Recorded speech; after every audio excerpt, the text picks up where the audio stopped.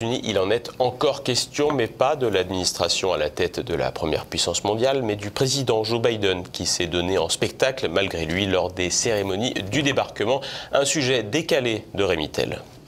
La vieillesse n'est pas un naufrage pour tout le monde, c'est ce que les commémorations du 80e anniversaire du débarquement, unissant des vétérans de guerre au président américain Joe Biden, ont permis d'illustrer. Face à des anciens combattants souvent alertes, le commandant en chef des États-Unis, qui n'avait que 2 ans au moment du D-Day, s'est montré particulièrement affaibli.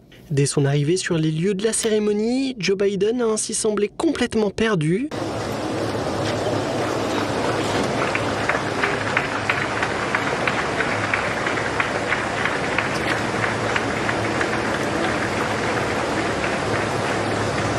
Puis Joe Biden a multiplié les bizarreries, se retournant par exemple sans raison au moment de la levée des drapeaux, un geste couvert par le couple Macron, virant de bord lui aussi pour donner à la scène un semblant de normalité. Regardez, regardez, regardez.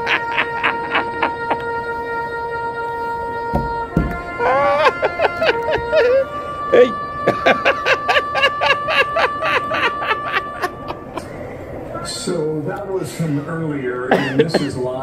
Autre moment commenté, les difficultés du président américain à atteindre sa chaise.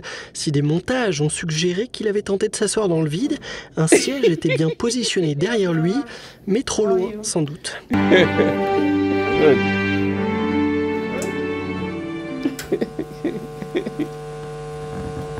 Distinguished guests, please welcome the Honorable Lloyd J. Austin. D'autres excentricités de sa part ont émaillé les festivités, comme lorsque Joe Biden a salué un vétéran, visiblement plus en forme que lui, en lui donnant un coup de poing sur la joue.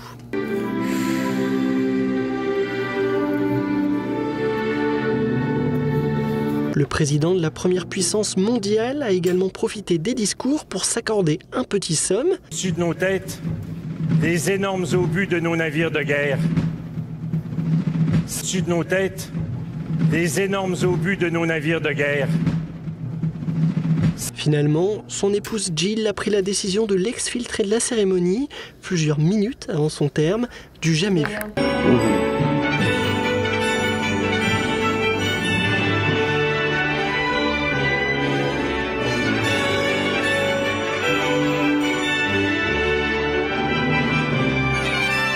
La sénilité de Joe Biden pourrait lui donner un aspect sympathique. C'est oublier qu'elle le rend d'autant plus dangereux.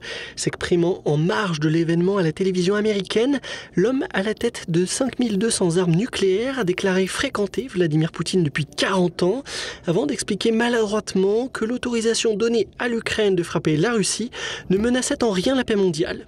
Je le connais depuis 40 ans. Il m'inquiète depuis 40 ans. Ce n'est pas un homme sain.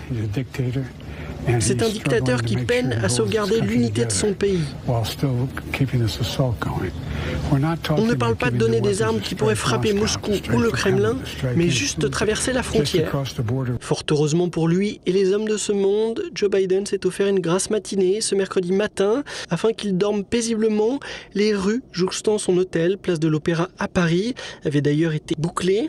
Pour rappel, Joe Biden sollicite la confiance de son peuple pour un nouveau mandat de 4 ans à la Maison-Blanche, nouveau synonyme peut-être de maison de retraite.